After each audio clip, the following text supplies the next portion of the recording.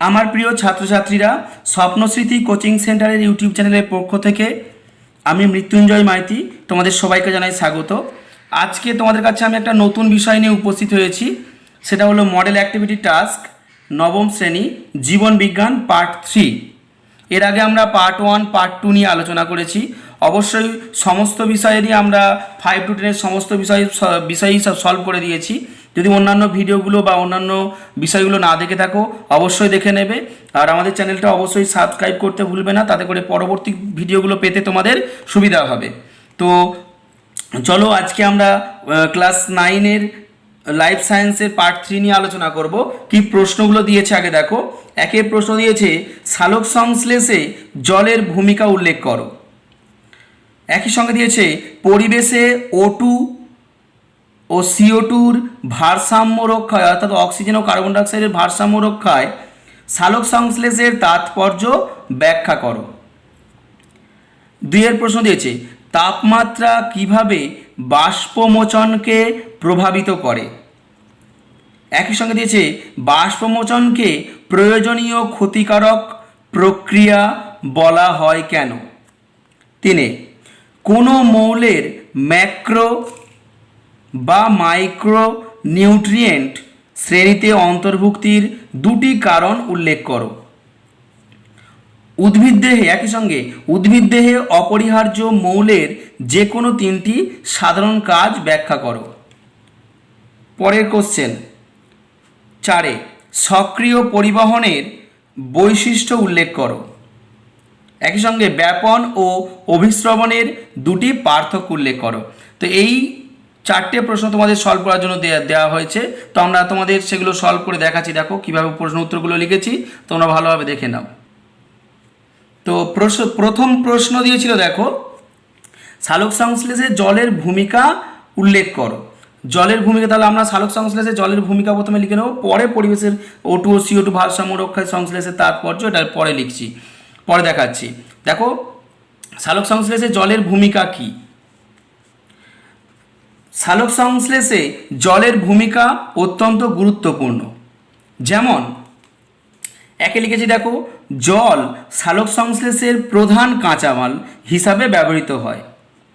Glucose অণুর হাইড্রোজেনের উৎস হলো জল। 2-এ লিখেছি দেখো জল সালোক সংশ্লেষ প্রক্রিয়ার সময় ক্লোরোফিল অণুকে ইলেকট্রন প্রদান করে।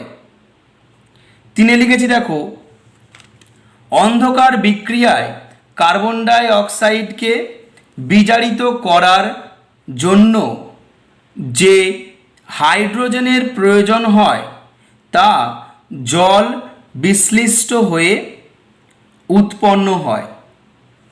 জল বিজারক প্রস্তুতি অর্থাৎ NADPH গঠনে সাহায্য করে। 4-এ লিখেছি দেখো সালোক সংশ্লেষ প্রক্রিয়ায় উপজাত পদার্থ রূপে যে অক্সিজেন উৎপন্ন হয় তার উৎস ও জল। সুতরাং জলবিহীন পরিবেশে সালোক সংশ্লেষ কোনো মতেই সম্ভব নয়। তাহলে জলের ভূমিকা গেল, সালোক সংশ্লেষে জলের ভূমিকা, জল না হলে সালোক সংশ্লেষ অসম্ভব। সেটা শেষ পর্যন্ত বুঝতে পারলে যে জলবিহীন পরিবেশে সালোক সংশ্লেষ কোনো মতেই সম্ভব নয়। পরটা কী ছিল, পরের কোশ্চেনের পার্ট কী ছিল, O2 মানে পরিবেশের CO2 এবং O2 এর ভারসাম্য রক্ষায় সালোক সংশ্লেষ, অর্থাৎ CO2 ও O2 ভারসাম্য কীভাবে রক্ষিত হয় সালোক সংশ্লেষের মাধ্যমে সেটা তোমাদের কোশ্চেনে বলেছিল। এর উত্তরটা কীরকমের লিখেছি দেখো, আগে হেডিং করে নিয়েছি এরকমভাবে।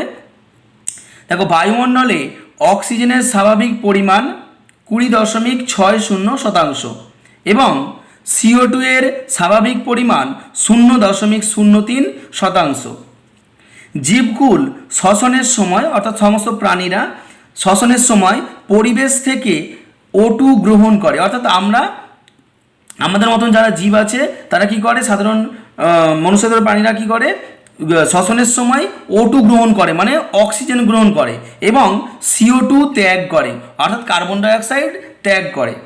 ফলে পরিবেশে O2 এর পরিমাণ হ্রাস পায়। অর্থাৎ আমরা যদি শুধু O2 গ্রহণ করি আর CO2 ত্যাগ করি তাহলে O2 তো কমে যাবে, O2 শুধু গ্রহণ করছি আর CO2 ত্যাগ করছি, মানে O2 গ্রহণ করার ফলে O2 কমে যাচ্ছে, অর্থাৎ অক্সিজেন কমে যাচ্ছে পরিবেশ থেকে, আর কি বেড়ে যাবে, CO2 যেহেতু ত্যাগ করছি এবং তা ওই জন্য লিখেছি দেখো CO2 এর পরিমাণ বেড়ে যায়। তাহলে O2 নিচ্ছি বলে সবাই O2 নিচ্ছি, অর্থাৎ অক্সিজেন নিচ্ছি আর কার্বন ডাইঅক্সাইড ত্যাগ করছি পরিবেশ থেকে অক্সিজেন নিয়ে কার্বন ডাইঅক্সাইড ত্যাগ করছি, তাহলে অক্সিজেন কমে যাচ্ছে আর কার্বন ডাইঅক্সাইডের পরিমাণ বেড়ে যাচ্ছে। এবার সেই পরিস্থিতিতে কি ঘটছে দেখো, সবুজ উদ্ভিদ সালোক সংশ্লেষের সময় কি করে, CO2 গ্রহণ করে এবং O2 ত্যাগ করে। এর ফলে অর্থাৎ CO2 নিচ্ছে আর O2 ত্যাগ করছে, কার্বন ডাইঅক্সাইড নিচ্ছে আর অক্সিজেন ছাড়ছে। এর ফলে পরিবেশে O2 এবং CO2 এই গ্যাস দুটির সমতা বজায় থাকে। অর্থাৎ যেটা আমাদের মাধ্যমে O2 ত্যাগ হচ্ছে, O2 নিচ্ছি, CO2 ত্যাগ করছি, আর গাছ কী করছে, CO2 নিচ্ছে, O2 ত্যাগ করছে, কখন, সালোক সংশ্লেষের সময়। তাহলে সালোক সংশ্লেষের ফলে তাহলে কি হচ্ছে, আমাদের এই CO2 আর O2 অর্থাৎ কার্বন ডাইঅক্সাইড এবং অক্সিজেনের ভারসাম্য রক্ষা হচ্ছে এই আমাদের সালোক সংশ্লেষের মাধ্যমে। পরের প্রশ্ন কি ছিল দেখো, তাপমাত্রা কিভাবে বাষ্পমোচনকে প্রভাবিত করে। লিখেছি দেখো, উত্তর লিখেছি দেখো, পরিবেশের উষ্ণতা বৃদ্ধির ফলে বায়ুমণ্ডলের আর্দ্রতা হ্রাস পায়, ফলে বাষ্পমোচনের হার বাড়ে। সাধারণত 10 থেকে 25 ডিগ্রি সেলসিয়াস উষ্ণতায় পত্ররন্ধ্র বন্ধ ও উন্মোচন প্রক্রিয়াটি নিয়ন্ত্রিত হয়। গ্রীষ্মকালে উষ্ণতা বেড়ে যাওয়ায় বাষ্পমোচনের হার বৃদ্ধি পায়। তাহলে তাপের প্রভাবে এগুলো ঘটছে। বাষ্পমোচনকে প্রয়োজনীয় ক্ষতিকারক প্রক্রিয়া বলা হয় কেন, দেখো লিখেছি দেখো, বাষ্পমোচন যেমন উদ্ভিদের রসস্ফীতি চাপ বজায় রাখে, রসের উৎস্রোত এবং জল শোষণ ও খাদ্যবস্তুর চলাচলে সাহায্য করে, তেমনি অধিক বাষ্পমোচনের ফলে উদ্ভিদের বিপাকীয় কার্য ও বৃদ্ধি ব্যাহত হয়। এই কারণে বাষ্পমোচনকে প্রয়োজনীয় ক্ষতিকারক প্রক্রিয়া বলা হয়। যেমন গ্রীষ্মকালে মাটিতে জলের পরিমাণ কমে গেলেও আলো ও তাপের প্রভাবে অতিরিক্ত বাষ্পমোচন ঘটে, ফলে উদ্ভিদ কলায় রসস্ফীতি চাপ কমে যাওয়ায় গাছের পাতা নেতিয়ে যায়। এটা তোমরা অবশ্যই খেয়াল করছো, গাছের পাতা নেতিয়ে যাচ্ছে, কেন নেতিয়ে যাচ্ছে সেটা হলো এই কারণে। তারপর দেখো, কোনো মৌলের ম্যাক্রো বা মাইক্রো নিউট্রিয়েন্ট শ্রেণীতে অন্তর্ভুক্তির দুটি কারণ উল্লেখ করো। উদ্ভিদ দেহে অপরিহার্য মৌলের যে কোনো তিনটি কাজ ব্যাখ্যা করো। আগে এইটুকু লিখে নেব প্রশ্নের উত্তর। দেখো, কোনো মৌলের ম্যাক্রো বা মাইক্রো নিউট্রিয়েন্ট শ্রেণীতে অন্তর্ভুক্তির দুটি কারণ হলো, কেন তাদেরকে ম্যাক্রো বা মাইক্রো নিউট্রিয়েন্ট শ্রেণীর মধ্যে অন্তর্ভুক্ত করা হবে বা আমরা করি, সেই দুটো কারণ দেখো।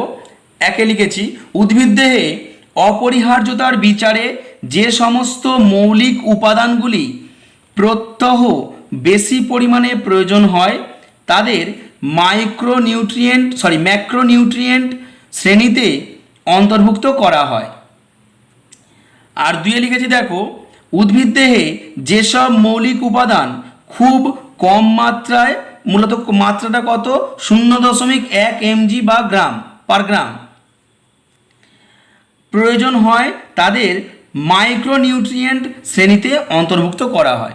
এই দুটো কারণে যে সমস্ত মৌলের, এই দুটো কারণের মধ্যে যে সমস্ত মৌলগুলো পড়বে তাদেরকে আমরা ম্যাক্রো বা মাইক্রো নিউট্রিয়েন্ট শ্রেণীতে অন্তর্ভুক্ত করতে পারি।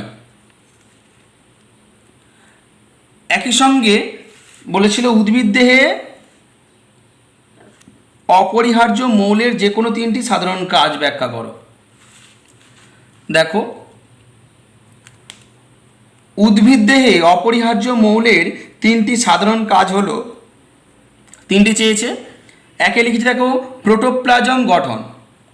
দেখো উদ্ভিদ দেহে অপরিহার্য বিভিন্ন মৌলগুলি প্রোটোপ্লাজম গঠনে অংশ নেয়।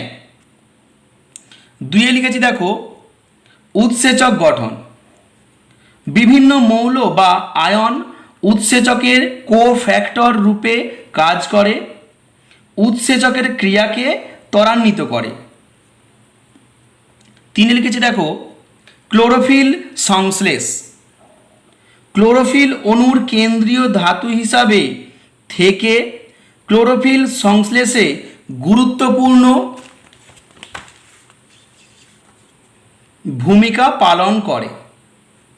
এই পর্যন্ত হয়ে গেল ওই প্রশ্নের উত্তরটা। পরের প্রশ্ন কি দিয়েছিল দেখো, সক্রিয় পরিবহনের বৈশিষ্ট্য উল্লেখ করো।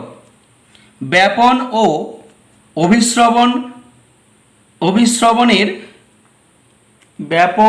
অভিস্রবণের দুটি পার্থক্য উল্লেখ করো। তাহলে কি ব্যাপন অভিস্রবণের পার্থক্য চেয়েছে আর সক্রিয় পরিবহনের বৈশিষ্ট্য চেয়েছে। তো প্রথমে আমরা সক্রিয় পরিবহনের বৈশিষ্ট্যটা লিখে নেব। দেখো সক্রিয় পরিবহনের বৈশিষ্ট্যগুলি হলো, একে লিখেছি দেখো এই পরিবহনে পদার্থের কোষ পর্দা অতিক্রম করার জন্য প্রোটিন পাম্প এটিপি প্রদান করে। দুইয়ে লিখেছি দেখো এটি একটি ঊর্ধ্বমুখী প্রক্রিয়া যা ঘনত্বের নতিমাত্রার বিপরীতে ঘটে থাকে। তিনে লিখেছি দেখো এর জন্য অতিরিক্ত বিপাকীয় শক্তির প্রয়োজন হয়। চারে লিখেছি জলজ উদ্ভিদেরা সক্রিয় পরিবহনের সাহায্যে জলে দ্রবীভূত আয়নগুলি শোষণ করে। এই চারটে বৈশিষ্ট্য লিখলেই হয়ে যাবে। পরের দেখো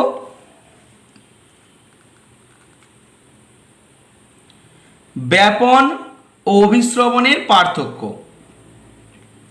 দেখো ব্যাপন অভিস্রবণ ভাগ্য নিয়েছি। ব্যাপন অভিস্রবণের পার্থক্য একে লিখেছি, ওখানে দুটি পার্থক্য চেয়েছিল, ব্যাপন অভিস্রবণের দুটি পার্থক্য চেয়েছিল, সেখানে দুটি পার্থক্য লিখেছি। দেখো ব্যাপনের দিকে লিখেছি দেখো এই প্রক্রিয়ায় অর্ধভেদ্য পর্দার প্রয়োজন নেই। আর এদিকে লিখেছি দেখো এই প্রক্রিয়ায় অর্ধভেদ্য পর্দার প্রয়োজন। ব্যাপনের দিকে দুয়ে লিখেছি দেখো এই প্রক্রিয়ায় ব্যাপনকারী পদার্থের অণুগুলি বেশি ঘনত্বযুক্ত স্থান থেকে কম ঘনত্বের দিকে ছড়িয়ে পড়ে, মানে বেশি ঘনত্ব থেকে কম ঘনত্বের দিকে ছড়িয়ে পড়ে। আর এদিকে লিখেছি দেখো এই প্রক্রিয়ায় দ্রাবকের অণুগুলি কম ঘনত্বযুক্ত দ্রবণ থেকে বেশি ঘনত্বের দ্রবণের দিকে ছড়িয়ে পড়ে। তো আজকে সব প্রশ্নগুলো নিয়ে আলোচনা করা হলো। নবম শ্রেণীর পার্ট 3 যে কটা প্রশ্ন দিয়েছিল। তো আবার দেখা হবে পরবর্তী ভিডিওতে নতুন কোনো বিষয় নিয়ে। সুস্থ থেকো, ভালো থেকো।